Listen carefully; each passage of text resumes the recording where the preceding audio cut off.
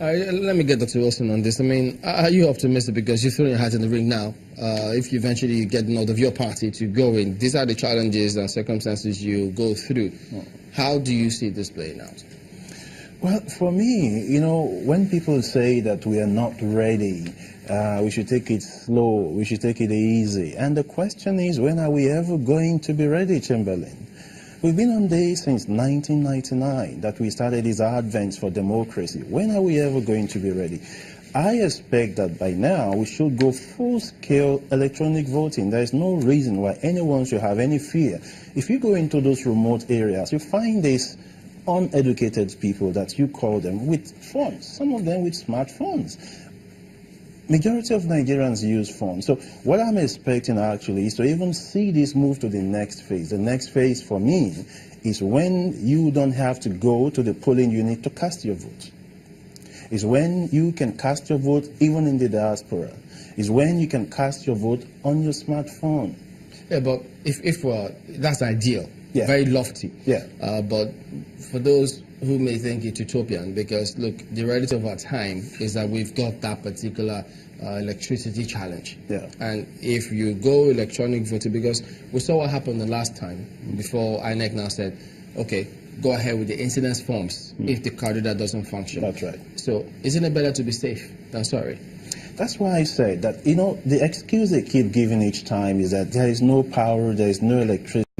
But again, I did mention severally that any government that is serious, within 6 months, Chamberlain, we will have uninterrupted power supply. That's one of my manifestos. And the question is how? It's gas turbine. I could say Neota smiling. It looks impossible. Yeah, because he heard you say 6 months. 6 months, Chamberlain. 1, 2, 3, 4, 5, 6 months. Gas turbine with decentralized power. Each state will generate its power and transmit to the end users without passing through the national grid. End of story, Chamberlain. Is it that simple? There are those who will say it's good to have this kind of picture. Yes. But you're not in the mix to see exactly what's on ground. Now, this promise has been made by some other people, and then they come in there and they see what's on ground. They tell you, we did not know what was on ground before we came in. But you're still making this President promise. Buhari was lampooning former President Obasanjo that he spent $16 billion, and where is the light? If President Buhari himself spends $100 billion with what is on ground, you won't see light. You must decentralize power. You have a provision that if you generate more than 10 megawatts, you must pass into the national grid. You must take that off. Okay? You can't expect me, for instance, to have a gas turbine, generate and pass into the national grid. And then maybe I'm generating from Akure, I'm transmitting to Sokoto, or somebody is transmitting it back to Osogbo. It doesn't make sense. Generate where you are. Transmit, irrespective of the megawatts that you generate. 6 months is too long.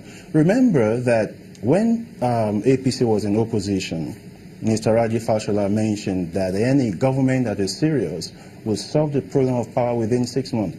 It's feasible. He was referring to gas turbine, but he got in there and he's not following that same map. So if we keep going through Kanji Dam, it will not work. It's very simple, and I'm repeating, 6 months, we have uninterrupted power supply.